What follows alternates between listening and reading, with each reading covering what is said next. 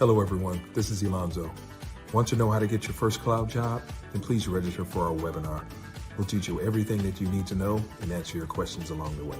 Hope to see you there.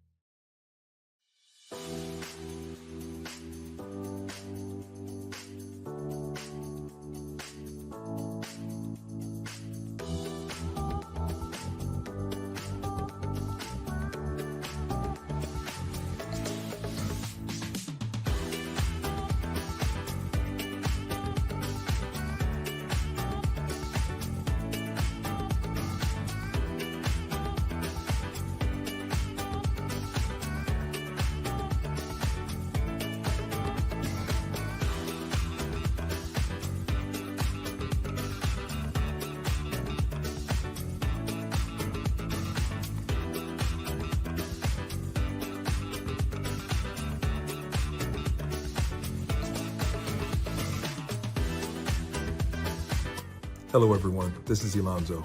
Want to know how to get your first cloud job? Then please register for our webinar. We'll teach you everything that you need to know and answer your questions along the way. Hope to see you there.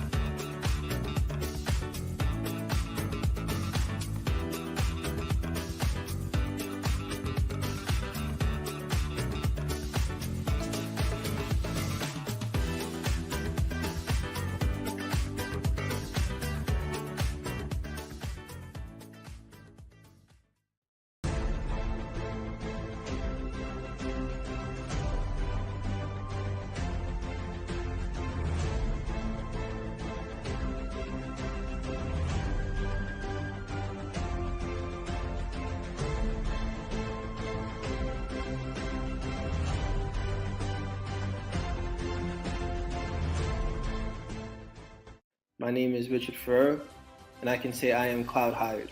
That yes, come and join and get cloud hired. I'm cloud hired. I'm cloud hired. I'm cloud hired. Hey, Go Cloud Architect family, I'm cloud hired. So I'm cloud hired, guys. So I'll just say I'm cloud hired. I'm cloud hired. I'm cloud hired thanks to Go Cloud Architects. It worked for me, and now I'm cloud hired. Because of Google Architect program, I am cloud hired. See! I am cloud hired. Thank you, Mike and the Glow Cloud team.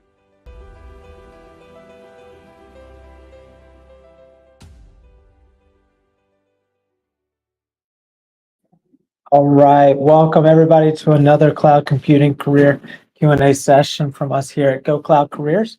My name is Chris Johnson. I'm the Chief Operating Officer. and we are here every week on YouTube to answer your questions about cloud computing careers, cloud architect careers, cloud engineer careers, pretty much anything related to starting your cloud computing career, especially if you're interested in transitioning to a cloud architect role or cloud computing role without any previous cloud experience. That is what we are here for. So normally, I know you guys are used to seeing more than one face up here, but this week Mike is out. He is dealing with some family emergencies, and so he will not be joining us today. Lonzo was supposed to be joining me, but he is actually traveling and he is having some difficulty with the Wi-Fi at his current location. So it is just me for right now. Hopefully, Alonzo will be able to join me in just a few moments.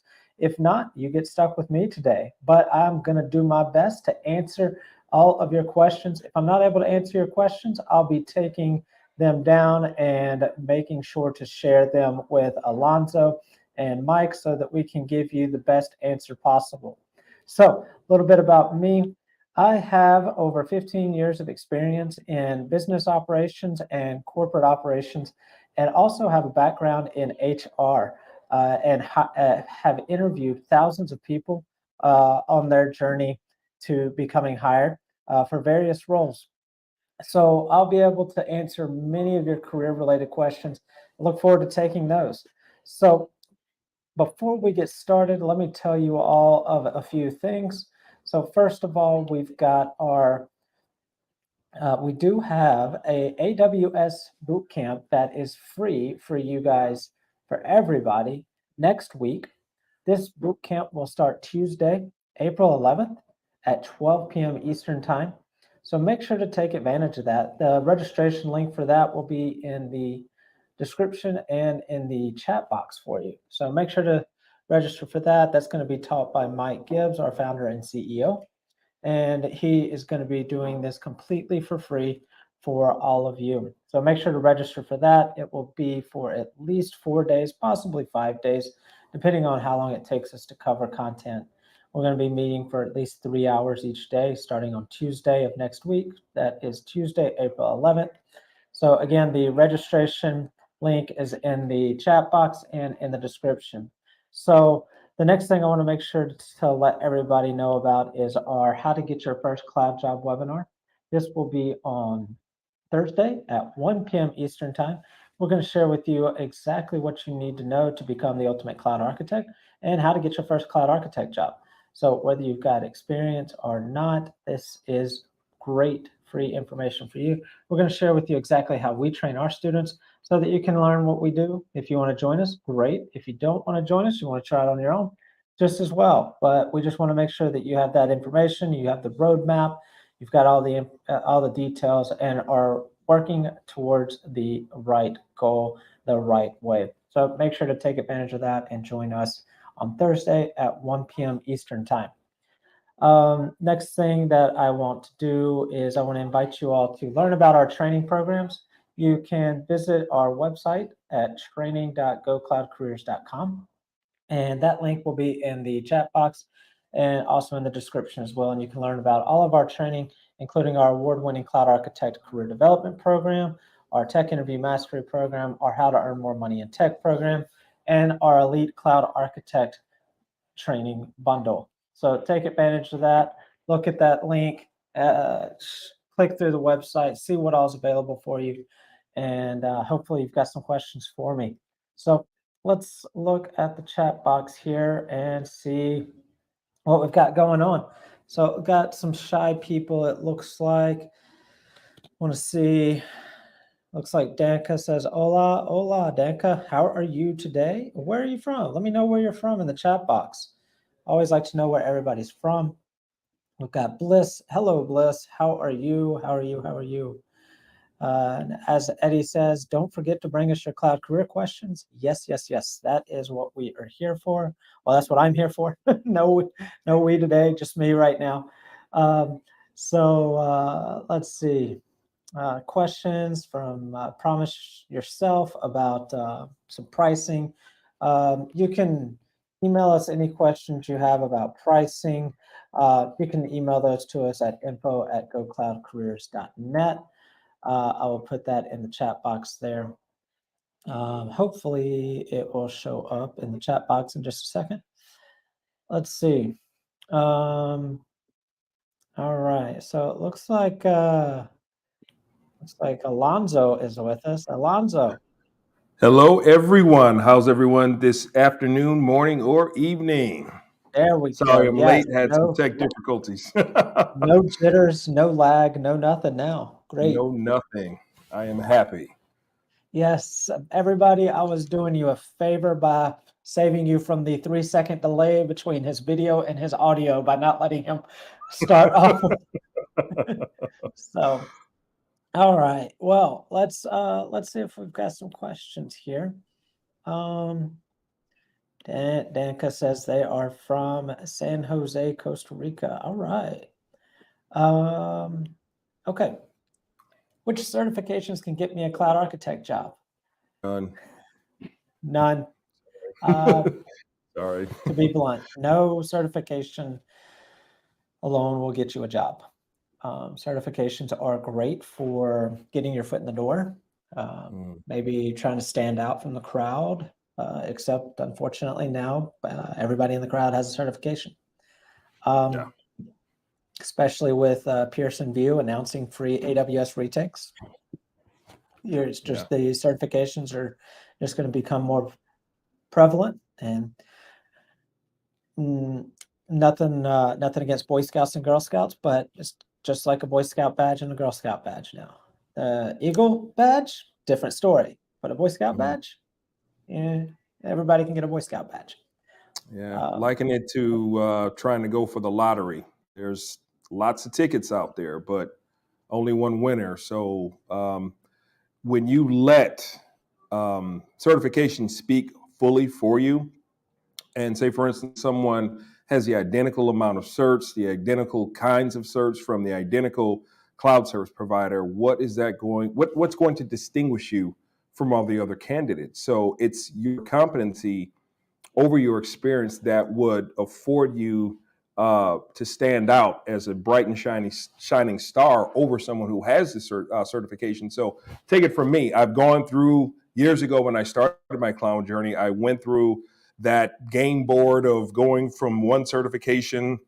I got this AWS certification. I got that aviatric certification. And at the end of the day, once I was trying to lock on to becoming a cloud architect, none of that mattered because it was the competency that was far more valuable than what these certifications said that I did or what I knew how to do. So don't overemphasize the value of certifications in any role. However, focus on your competency, on what you know about the role and how to execute it effectively, and you're going to be in a great place. Yeah, and let's talk about that a little bit more, Alonzo, if you would elaborate. So Sure. we're talking about competency. We're talking about cloud computing fundamentals, like networking fundamentals, data center fundamentals. Absolutely, yeah. Certifications don't portray this. They're name of a service and how to configure it and what it does, but it doesn't cover the fundamentals. So, Alonzo, if you want to share a little bit more about that, when we say that the certification is not going to do it. No. Yeah, like I said, I took the AWS certifications, and as I come to realize about, say, for instance, networking, we all know, or if you don't know, the cloud is nothing more than a virtualized data center and network, and how the network communicates. Consider it as plumbing throughout a neighborhood. One house is your computing, the other house is your firewall, the other part of it is your storage, and so forth. But none of that matters unless there's some plumbing that can coordinate between all of them. All of them have to be connected to have a conversation to find out what goes there. If there's a command on the layer 7 of the OSI model, somebody says something, you have to understand it has to be communicative between all of these sources. So let's consider BGP, Border Gateway Protocol. One of this very, very critical and a must-have for someone to understand to become a cloud architect was mentioned in passing only on the AWS Solutions Architect Professional. You can't become a cloud architect without understanding border gateway protocol, interior, exterior, knowing the difference between a block storage, object storage, file storage. How does it work? When you would use it, how to provide examples of how that works, the difference between WAN, wide area network, local area network. Why is one faster than the other? What is involved in the latency, let's think about disaster recovery, the different forms of that. There's a lot of comprehensive and very necessary information that you need to know about that. So it goes far beyond knowing the difference between AWS S3s and AWS firewall. So let's look at this again, like why certifications they don't really stand out very well is because when it comes to object storage, AWS's solution would be S3, okay? Or on the other side of the fence, Microsoft Azure, their version would be a blob, okay? And another example would be, say, for instance, you have HIPAA-related compliance that you need to store certain documents over time, and you need to keep them there in case you all have some sort of audit. AWS's version would be AWS Glacier, as opposed to Microsoft, their version would be, they would call it the cold tier. So you understand that the technology is the same, they just brand it different.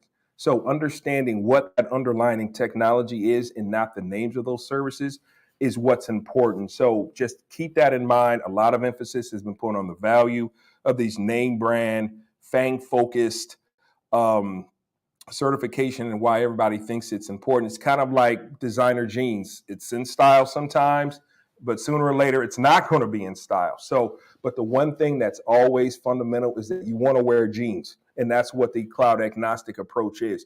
You have to understand the fundamentals and not focus on the designer stuff. So I hope that's clear, Danica. Yeah, and I always like the analogy of driving a car versus learning to drive. Yes. If you're focused just on the certification, it's just like being focused on learning how to drive just a Toyota. Well, if you learn it as only just how to drive a Toyota, and Toyota had their names and styles and their steering wheel wasn't called a steering wheel, and it was called Toyota's turning device, and the brake wasn't called a brake, and it was called Toyota's stop the car. And then you go and try and drive a Mercedes, and the Mercedes is called a Mercedes rotation device and a Mercedes accelerator reducer pedal. It's the equivalent of trying to do that. So we always talk about learning to drive versus learning how to drive just a single car. It's the same here. Don't focus on just a certification or a vendor. Learn the cloud and learn the fundamentals of cloud computing and networking and data center, and that's what's going to get you a cloud architect job. Now, again, we said that cloud certifications can help get an interview and things like that. So if we always say, if you're going to take the time, effort, and energy to get a vendor certification, then there's only, and it's for an architect role, then really only look at the AWS professional and the Azure, is it Azure expert? I think, I can't remember the exact name of the title. Yeah, Azure, I think it's cloud expert if I'm not mistaken. Yeah, but those two, they're the largest in the market, they're the biggest players. So those are the two that if you're looking at, but it's not gonna, that alone is not gonna get you a job. So no. But it will help get an interview. So there is some benefit to it. Let's see here.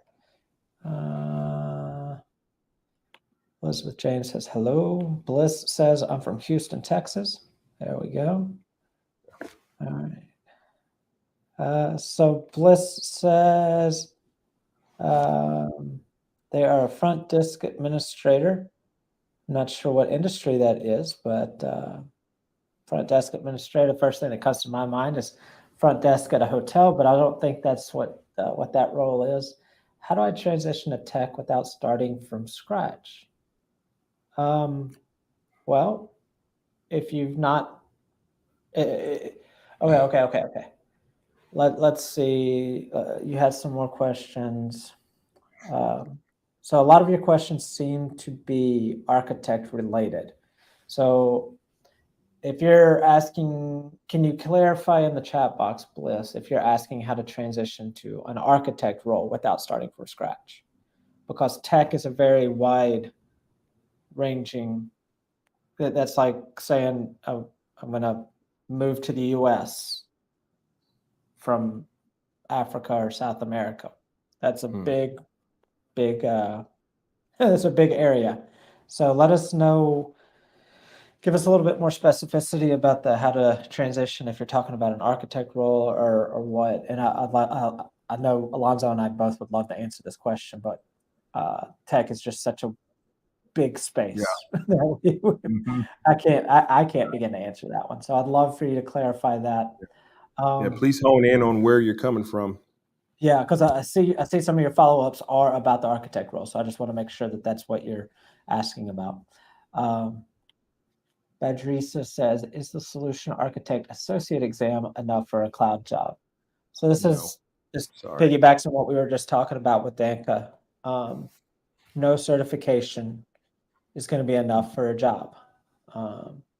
If you've got the certification, it might get you the interview, but then you have to back that interview up with competency and the ability to do the job and showing the skills necessary to do the job. The exam is not going to be able to teach you or train you on how to design. The exam is not going to teach you or train you on how to communicate, how to gather information, how to work with teams and work with colleagues and deal with different personalities and different people in different situations. Those are all things that are required to be an architect, and that's not covered in a certification exam. It can't be covered in a certification exam. So yeah, the solution architect associate exam is not enough for the cloud job. And I've been there, Badrisa. So just take it from me, save yourself money, time, and also keep in mind, you think about the broad expanse of what cloud computing is. And if you're looking at it through the peephole of a specified cloud service provider, you're only going to get certain perspectives. No matter how you look at it, you're not going to get the all-encompassing view of what you need to learn to become a cloud architect. There's so much that they do not share. And then keep in mind that any cloud service provider, their whole goal is not so much to teach you how to become a cloud architect, so much it is to use their services and to be a willing or inadvertent ambassador to bringing their services to bear for some organization. So remember to think about what is needed to become a cloud architect. What's the checklist? And imagine if you will, let's not even use AWS, Azure, or GCP. What do you think is required for that? And that is where you should begin to understand why solution or cloud architects, for that matter, require far more skills than what certifications can provide. All right, so let's see. Oh, this is a good one from Elizabeth James. Should I choose a specific field to be specialized, networking, security, etc., or is it easier to get my first cloud architect job as a general architect? That's a good question. Well, from my perspective, consider a generalist cloud architect. They have lots of wide expansive but deep knowledge of the entire cloud versus a specified focus on, say, networking, security, understanding those particular areas of the world of cloud architecture that you know very well. So from my opinion, I mean, it's all about what your goals are, what you want to do, but understanding everything would probably be to your advantage, and then being able to hone specifically on a chosen facet of cloud architecture so that you can be that SME and that increased value added person on the team. Yeah, I think I'm going to approach this from a new person's perspective. I think if you're new to the field, I think that, and you don't already bring experience from somewhere else, well, let's use Joe Millen for example. He had years of networking experience, but wanted to transfer to cloud. It would make sense for him to start off as a networking specialist in the cloud. But if you're new, let's say somebody like me, that I'm not a tech guy. I'm the operations officer for the company, not the tech. I got no tech background. Alonzo's marketing, but he's got some tech background, so he's a different story. But me, if I were to try and transition to tech and in the cloud computing or cloud architect role, it may make sense for me to start from the general approach and then specialize. Kind of like in medicine, you start off with the general medicine, and then you decide a specialty. Because I may think something's my specialty already, and then I get exposed to different things, and I'm like, oh no, I actually like this a lot more. Yeah. So that's my opinion. That's my perspective. Now, long term, being a specialist is what you would most likely want to do. But yeah, easier to get my first cloud architect job is probably without any experience already, probably a general architect. So that's my 2 cents there. And if we had Mike here, Mike might have a different say. I always like to. We don't always think 100% alike, which is great. Let's see. Did Bliss? I'm still waiting to see if Bliss clarifies. All right. So while we're waiting on clarification from Bliss on their earlier question, we can answer this one. What is it to be an architect in an organization? Well, that's a fun question, because what type of architect? Technically, I'm an architect. See, that this is the fun part about words is, and this is actually the fun part about the word solution architect. Because solution architect can be a solution for anything. It can be a carpet solution. It can be a paint solution. It can be a car solution. It can be a flooring solution. It can be a phone solution. Think about in the hotels, they would provide solutions for our phone systems. That's completely unrelated to cloud architecture, but they were a solution architect. So what is it to be an architect in an organization? In the most broad sense, the architect is the one that designs the systems to make things happen, to get things done, to solve problems or to provide solutions. So now if we're talking about the cloud architect, they do that with the cloud. Yeah. The cloud is the tool. So that's a pretty broad question there. Alonzo, what do you think? I think, okay, say for instance, let's assume it's a cloud architect role. Yeah, I'll let you do the assuming. Okay, well, yeah, we'll do the grand assumption of cloud architecture and thinking about, say, and there's two things that are like a sub role of a cloud architect. Are you dealing with external clients, or are you dealing with internal stakeholders? So in terms of being an external stakeholder, you're going to have an opportunity to meet with some really amazing leaders of a lot of different companies from different industries, different fields, old and young. They can be startups, or they can be as old as the Siemens brand, which has gone back as far as World War II. So if they need a cloud like solution and they're looking to increase their market share, they're looking to reduce their latency, depending on, especially during these months when it's, say for instance, a black, like the holiday season, or if it's the summertime season and everyone is locked and low to really go on cruises or vacations, and they need high availability. So you think about all that, like a set of criteria that they're looking for: low latency, high availability, increased revenue. We're thinking about the ability to take on increased load. What if disaster recovery is an issue? Just stuff like that. And there could be maybe 24 more points that they need addressing. You're going to communicate with their stakeholders, their leaders, really in a really deep and effective interview process to find out what their KPIs, key performance indicators are, what their pain points are, what their business goals are, what the opportunity costs could be, looking at their spreadsheets of their performance in specific markets in different parts of the world.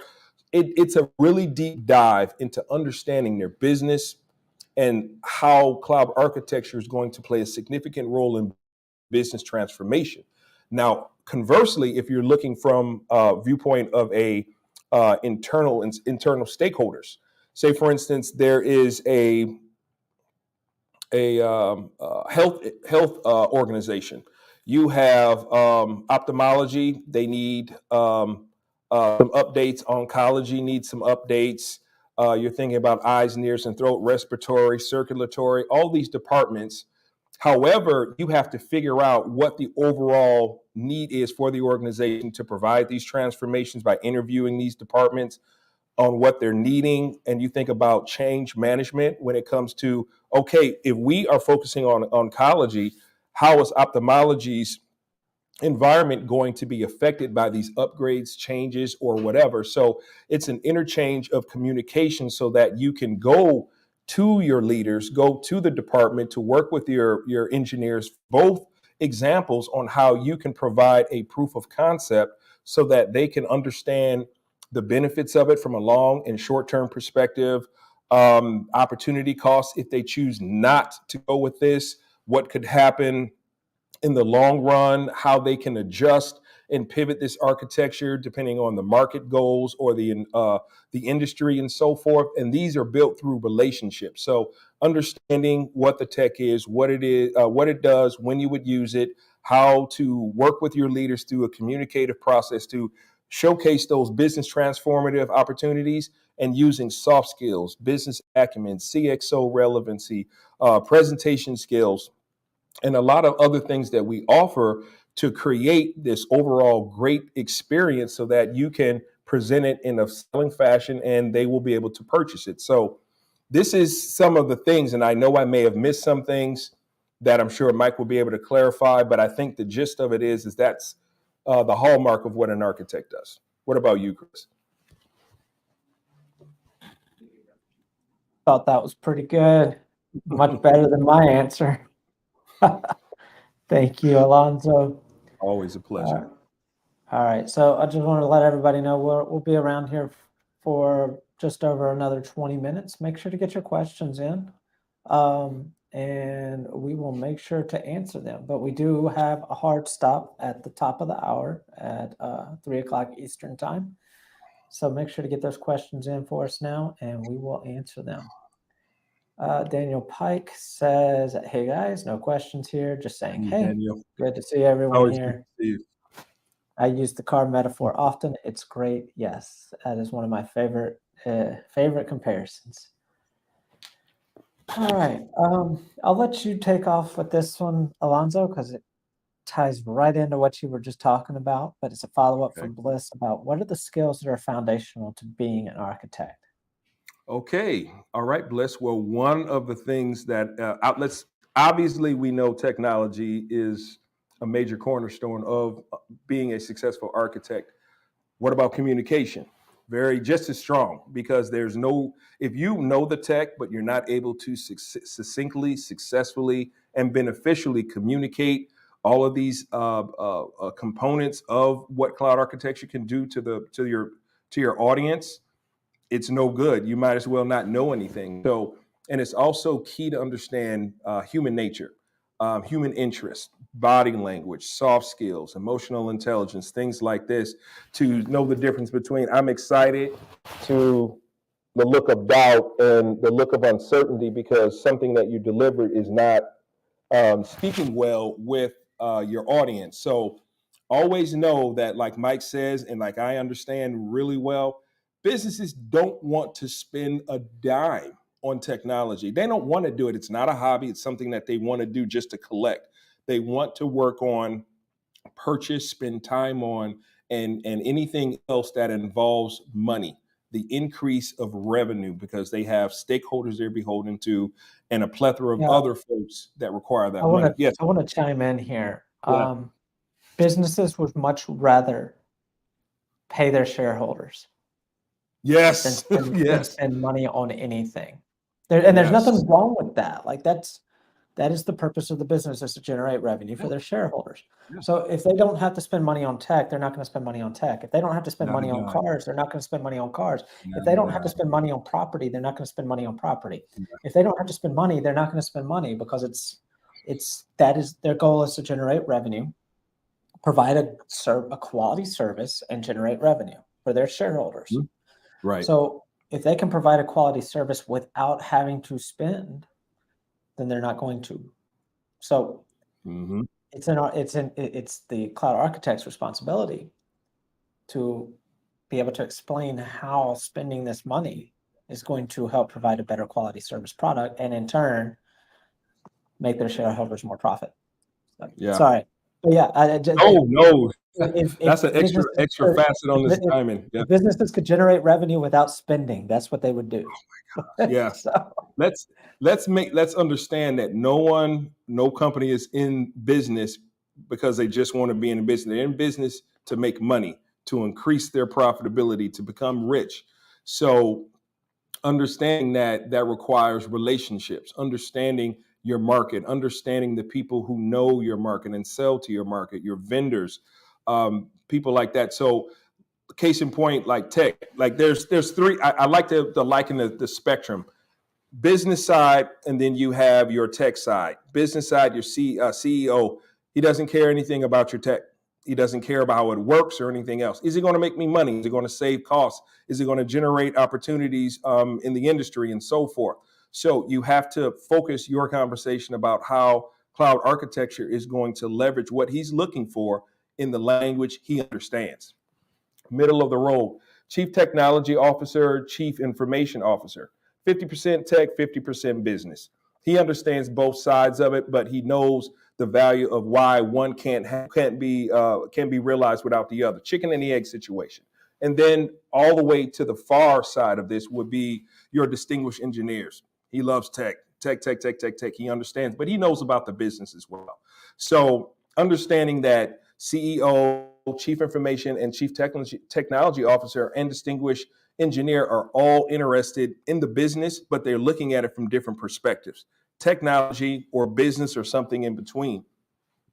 Focusing and talking in their language so that they understand those benefits is key, because if I'm talking tech to the CEO, I'm going to lose them. I'm going to possibly lose a business relationship and the money that goes right along with it.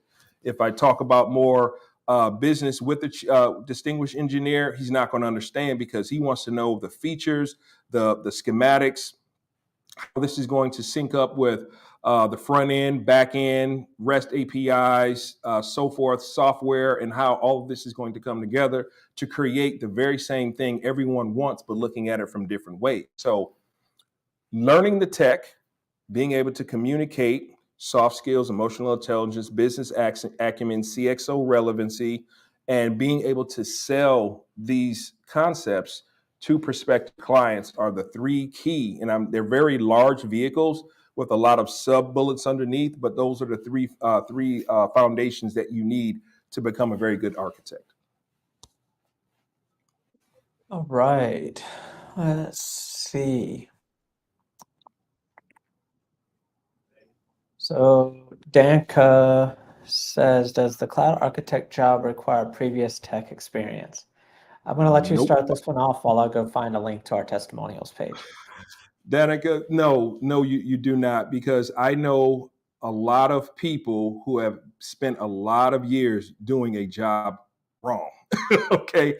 And it might have been the culture, it might have been their competency or lack thereof, but someone swoops on in, has a quarter of their experience, but has twice as or three times as much as their competency, has been known to be able to do the job easier, more efficiently, more effectively, and more elegantly. So you don't need previous tech experience. You need the competency. It's not about the experience. It's about the ability to do the job well. And there's no set time frame on how much you need to go through to become competent. Some people are competent in 6 to 8 months. Some people are confident in over a year. It's all about how you can ingest the concepts, ingest the competency, and be able to disseminate that to consumers or to your audience in a way that they understand. And so by doing so, you eliminate that need for experience per se. You have the competency. Now, if you need the experience, these are some of the things that we do very well by offering a lot of labs and so forth, so that if they say, "Have you done this before?" you can speak to it and be able to provide great narratives on how you got it done. What about you, Chris? Yeah, so I'm just going to approach this from the experience standpoint. Don't know why Dan is asking this question, but it's probably because of job descriptions. So I'm just going to talk about job descriptions for a second. Yeah. Pretty much every job description in the world, no matter what the job is, requires experience. Even for entry-level positions, they require 5 years of experience for entry-level positions. No matter what industry, what business, anything like that. So take job descriptions with a grain of salt. Job descriptions don't hold the value that you think they do. Job descriptions are actually, for the most part, worthless. Job descriptions are definitely inaccurate. And I can just share multiple experiences. And if you watch me enough, you know I say this all the time, but it's because it's true. I have hiring managers and I have vice presidents of human resources tell me this exact same thing. Literally had someone tell me that they have a contradictory job description where their job description contradicts itself within the job description. Job descriptions that require 10 years of Kubernetes experience, and that was in 2020. 6 years after Kubernetes was established or released. So I'm not sure how they expect 10 years of experience on Kubernetes. What an interesting word problem. Yeah. And I've had a vice president of hiring tell me and our entire class of almost 200 people that came to hear him speak say that the job description was a bad copy and paste job. So the architect role does not require experience. The architect role requires competency, knowledge, and the ability to do the job, none of which requires tech experience. It requires experience, but not tech experience. So the experience of being able to the experience that you've accumulated in a sales job is easily transferable. The experience that you've accumulated in a construction job, we can find things that are transferable. The experience that you have in a marketing job or in a medical job or in a any kind of job that you can think of, there are transferable skills for the architect role. But at the end of the day, it's the competency that matters. So no, tech experience is not a requirement. And I put a link to our testimonials page so you can hear from people. There's plenty of people on that testimonials page that don't have experience. There's a few people on there that do have experience, but there's plenty of people that we've been able to help get jobs without experience. But the key is being able to get the opportunity to show your competency. And that's where we excel, is helping our clients and our students build that brand that allows them that opportunity to show their competency. So,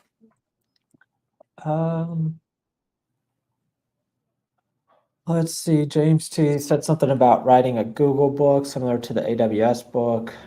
I wouldn't know the best route to go to begin on writing a book. The biggest thing that you're going to need to be able to write a book is competency and the ability to easily communicate accurate information in written form. So, not sure what would be a waste of time, energy, and money for you, but that's not a publisher. I'm not, not the best. We're not the best people to provide guidance on that. Also, they said, could you share your opinions about book formats? Do you prefer digital or physical copies? And the pros and cons of both in personal and professional lives. I like both. I like both, depending on the setting. I Depending think on the there's three versions. There's listening books, then you have the digital, and then you have the physical. I like feeling the pages in my hands. I like to be able to look at it because not only I'm a verbal, visual, and vocal, whatever. I all senses is how I learn. So being able to be tactile with the pages or listen to it as I go along, I like all of them. But one of the things that I do enjoy is being able to type out white papers and be able to tell my story the same way I verbalize it with customers. So I like all of them. What about you, Chris? Yeah, I mean, it just really depends. I like my tablet because it's like so easy to get like to move from one to the other. But also like I can't you can't replace the look and feel of actually reading a book. Like it's just not replaceable. And this is something like whatever the generation after Generation Z, I don't know if they'll ever have that. Like, I don't know if that's something that they'll have that same feeling about. Right. And even Gen Z, I don't know if that's something that they would have the same feeling about because as a millennial myself, like there was no such thing as digital books when I was growing up. I won't talk about there were books, and you got you really hoped that you got the new version of the textbook and didn't get the oldest version of the textbook when you were in school. I remember you had to write your name on it as to who had it before. Right. And you could see who all had the book for the past. People that graduated years ago. And then you could realize how many years the publisher expected this to be used, because then they people just kept writing their names after that. It's like, well, okay, 30 years later. They were seniors 3 years ago. But yeah, you know what's important about having a physical book is, say, for instance, something goes down with the cloud, with the network, the data center, you still have a physical copy that you can contend with, that you can communicate and discuss, as opposed to something goes that wrong. was also one of my favorite things about physical books. See, I never bought. I never, until I became an adult and probably into my 30s, I never bought a new book. I always bought a used book because, especially if it was a textbook, especially if it was school. Yeah. I bought a used book. One, it's cheaper. Two, there's people's notes in there already. Yeah. But then, even if it's not a textbook, if it's just a a fiction book or a nonfiction book, if it's used, somebody might have circled something or highlighted something. And I just found, I just would find it interesting what other people thought was interesting. But definitely in a textbook format, that came in handy. Especially if it's the same professor that's been teaching the class for 20 years, and you can use both that nothing's changed in his or her presentation of exams. But yeah, it depends. It depends. And then I agree that audiobooks, definitely from the audiobooks, it's going to be books that for me, the audiobook would be one that I didn't have a need for. Like I didn't have to consume it. Like it just a fun thing to do. I've tried audiobooks for things that I'm actually trying to remember and trying to learn, and that didn't work for me. All right, let's start wrapping up here.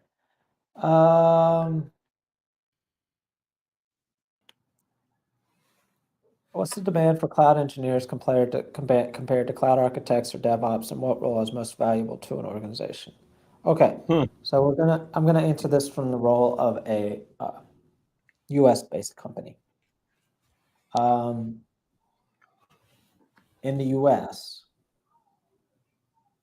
the cloud architects will continue longer term to be in demand. Cloud engineers and DevOps and these other types of roles in the US, there'll still be a demand for them, but as a percentage of its current demand, it will become smaller. Now, it's a tricky situation because just as everything, it grows in numbers, but so like you'll see these roles continuing to grow number-wise, but percentage of the whole pie, they'll be shrinking. I hope that makes sense. Just like the more it's just using hotels for example. There's more and more hotels and more hotel rooms every day, like every day in the world. But the roles for sales and revenue management and things like that do not continue to grow at the same rate that they used to because of technology. Where you used to need 5 or 6 people to do sales, now you only need 2. So while it'll seem like the positions are still growing as a percentage of all positions, I don't think that they won't be continuing to grow. Whereas the architect role there will always, and there will become more of a need for an architect because the architect is the one that designs how these things are going to work. So valuable to an organization, the architect, because the architect is closest to the customer. The architect, out of the 3 that you've listed, the architect is closest to generating revenue. The architect is more responsible for generating revenue. So the closer the role is, or the more directly responsible the role is for revenue, the more valuable it is to an organization. That's why architects are paid more money, because they're more valuable to an organization. Doesn't mean that engineer roles and DevOps roles aren't important. It just, from a dollars and cents standpoint, the architect position is more valuable. Alonzo, any thoughts there?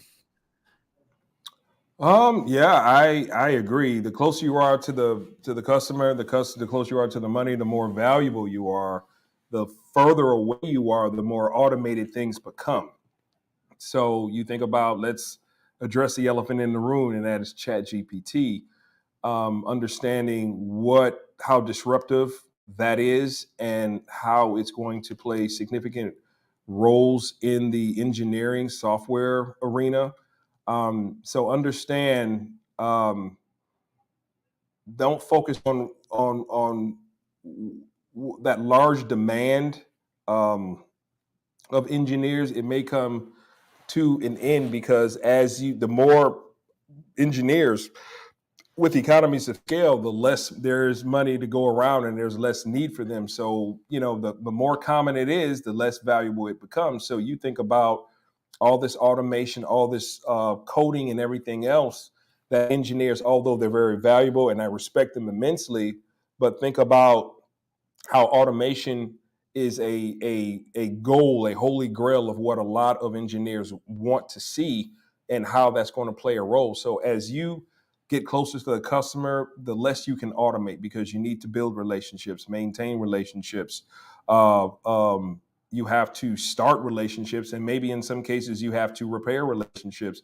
And there's no algorithm for that because each customer is different, predicated on situations that computers can't account for. So the closer you are to the customer, the closer you are to the money, and the higher your salary will be.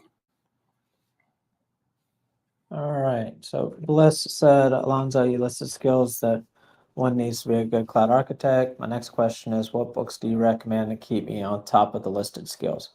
You're not going to learn this from books. No, it's This your is competency. It's you got to learn how to do it. You got to, and this You is got the to do it. environment You to got do to this do in. it. That's the thing. Like all these things Yeah, that he talked about, you have to do. You have to do yeah. with people. People have to. It's not just something that you read in a book and do.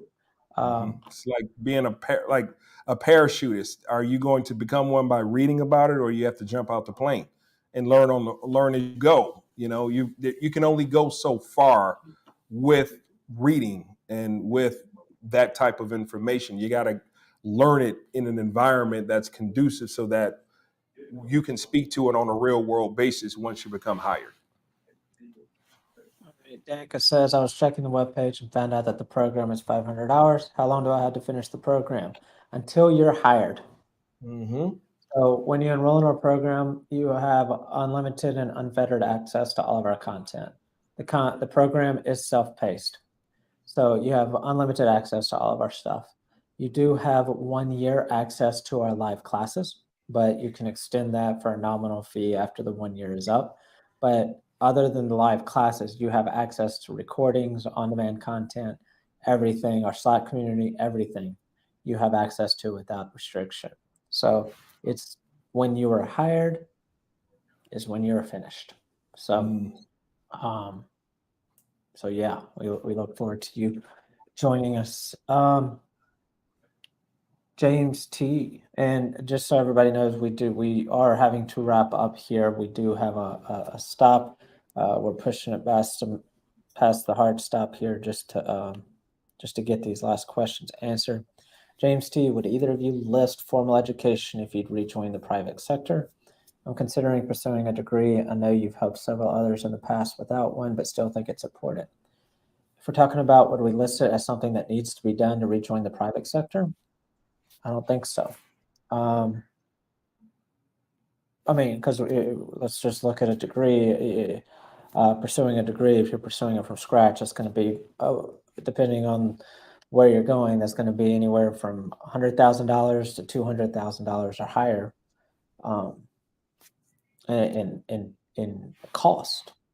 If you're able to incur that cost and absorb that cost, then great. If like most people, you're going to be going into debt for that cost, I personally would not recommend that. I would recommend going the route if we're talking about the architect role, I would go the route of something like what we offer, where we focus on the soft skills and the business acumen along with the technical competency. If you're looking to break into more technical roles, definitely wouldn't recommend a degree at that point. If you do have the desire to get a degree, then definitely go with a business degree. Yes. And in particular, a management degree or an operations degree, a bachelor's in business administration, master's in business administration. Those would be the two that I would go with. Alonzo, you want to add any on that one? Yeah, I totally agree. And we're looking at it. Would either of you list formal education if you rejoin the private sector? If you have it, put it on your resume. It's not going to hurt you. If you're considering pursuing a degree, if you don't have it, don't stop what you're doing, become a cloud architect to pursue your degree, because it will cost you exponentially more, take you 4 times as long, and it will probably yield you a salary that might be half of what you can get when you become competent and become what we call cloud hired and ready to get that skill set. I mean, effectively, probably the lowest salary, and that was before it started increasing, I believe was 150K for a salary coming out of our program, as opposed to uncertain salary based on just a degree. Because at the end of the day, I'm not discounting my MBA or Chris's MBA or Mike's MBA, but it's still a certification. So if I'm vying for the same job Chris is, and we both have MBAs, again, I had mentioned this before when it came to the cloud service provider certification, what's going to distinguish us from someone be able to choose one over the other, and that would be competency. So focus on the competency first. And if you still want to get a degree, I've found that in my experience, as well as what I've talked to with my peers and friends, they ask leadership for them to matriculate up into maybe some higher spheres of C-suite. They want you to get a bachelor's. They're not looking for a master's. If you want to get one, great. If you already have a bachelor's, then go get the master's. If they're willing to pay for it, why not? But only focus on your competency as a cloud architect, and then focus on the degree later, because you will yield the salary you're looking for now and later on after 4 years or maybe 6, with including a bachelor's and an MBA. Yeah, let's just break this down into simple math. You know, again, I have nothing against education in general. So 4 years, let's say it's expedited and it's 2 years, 2.5 years, or 3 years. Let's just say 3 years. 3 years on the low end, let's say $60,000. At a very low end, local college, regional university, let's say $70,000, 3 years. Now, let's also take into account the missed income. 3 years of not earning $150,000. So instead, over those 3 years, if you've been working, you're probably earning $60,000, $70,000. So you're missing out on, let's say, about $70,000 a year for 3 years, plus another $70,000 in tuition cost. That's roughly $280,000 combined missed income over the course of 3 years. That's just a rough math. You know, it could be 200,000, it could be 400,000. Or if you do as what we're suggesting, you could get there faster, start earning faster, and get the company to pay for it. So, last question. What do you think will be the hardest thing to overcome when trying to go from security engineer to cloud architect? Not being beholden to the technology. That will be the most difficult thing to overcome, is not being beholden to the technology. Because as an engineer, you had the tech mindset, the configuration mindset, the nuts and bolts mindset, the what's right in front of you mindset. Whereas the architect is the bigger picture, the 1,000 miles away or 1,000 yards stare, you know, the being able to see the forest and not just the trees. That's going to be the biggest thing that's the biggest thing that we see regularly. Yeah. What about, I guess we have to ask how they feel about client facing versus being on the command line. What's their comfort level? What's their experience? How do they interact with people as opposed to computers? Are they able to handle different personalities as opposed to, you know, focusing less on people and more on the tech? All right, so we'll close out with this one from Florence. What is truly significant about the program? There are a lot of programs that have self-paced modules that teach intro to cloud architecture, networking, and database. Yes, there are lots of self-paced on-demand content out there like Udemy, where you're just given a bunch of modules and stuck on your own. There are not a lot of programs out there that offer you 3 live classes a week with experts and industry professionals for an entire year. 150 classes over an entire year with people such as Mike Gibbs, 20 years of architecture and enterprise architect and network architecture. Classes from people like Praveen Dwivedi, who is a big data cloud architect expert and a vice president at JP Morgan Chase. Classes from people like Angelo Munez, who is an enterprise architect. Classes from people like Lohit, who is a solution architect at AWS. Classes from people like Imran Takir, who is a 25-year network engineer expert. Classes from people like Dr. Johnston and Dr. Long that are management and operations professors at the University of Tennessee System. Classes taught by people like me and Alonzo, who have years of experience in branding and hiring and marketing and operations. You just get combined, I'd say, over 300 years of experience alone, just from the people that I've listed, in their respective fields. So, what's truly significant about the program? It's the combination of that plus our actual development program. We focus on the career of the cloud architect, not the tech. We combine the tech with the non-tech that is required to do the actual job. While other programs are out there trying to train people to be a cloud engineer, or a cloud architect and a DevOps engineer in the same class, we're out here focusing on training people to be a cloud architect and just a cloud architect and nothing other than a cloud architect, so that they can be a cloud architect, they can be a cloud security architect, they can be a cloud network architect, they can be an enterprise architect.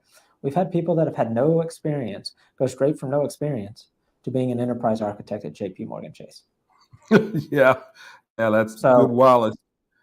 So and that's then also, go ahead, yeah, Chris. I'm sorry. I was just going to say that's what's significant about the program. We're focused on you getting hired, not you getting certified.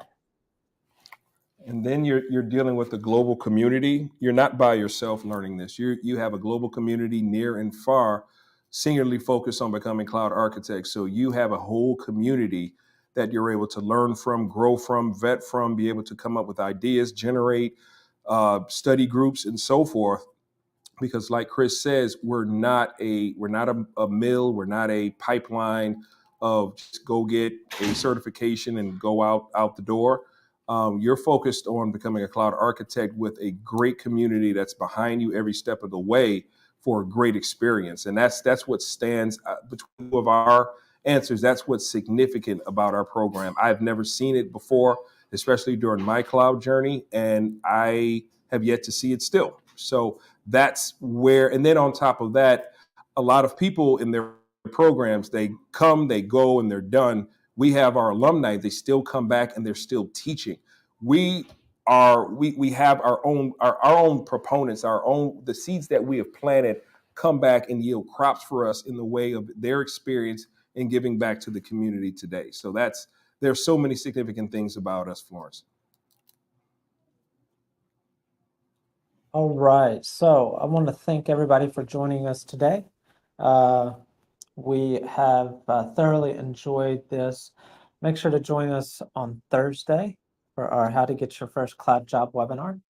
And we're going to be talking about everything that you need to know to be the ultimate cloud architect. And we'll talk about what cloud architects do, what hiring managers are actually looking for in the cloud architect. We're going to talk about whether the experience matters or not. We're going to talk about HR and those crazy job descriptions. And then we're going to talk about what exactly you need to know and what you need to learn to become the ultimate cloud architect. So make sure to register for that.